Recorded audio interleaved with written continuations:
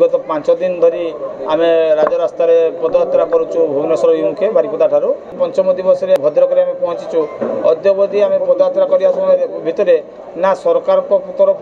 ना प्रशासनिक तरफ जो उद्देश्य नहीं पदयात्रा कर विषय प्रति कई ध्यान दे आलोचना करवा व्यवस्था आमर कि सुव्यवस्था हो पारे से कई ध्यान देना सांबादिक सम्मेलन डाकिबार अर्थ हो आम आपण माध्यम जनवा चाहूँ सरकार को जे आमर तुरंत आम समस्यार समाधान दिगरे चिंता करंतु एवं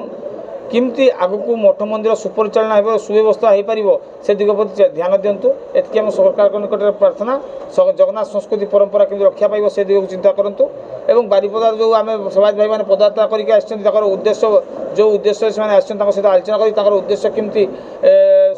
यथाशीघ्र सफल हो पार से दिग प्रति ध्यान देवाई आम सरकार निकट प्रार्थना करुँ। समस्या रही माने ठाकुर जो संपत्ति शाग माछ रेट्रे किसी प्रशासनिक अधिकारी राजनेता मैंने बिक्री बुटा करदे कि चोरी खाई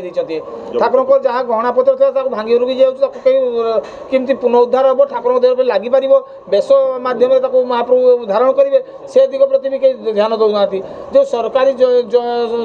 सेवक मैंने जो अच्छा सरकार तरफ कौन प्रकार व्यवस्था कराऊनी विगत सरकार दुकान गृह करने कथा दुकान गृह भी आज निर्माण हो पारानी।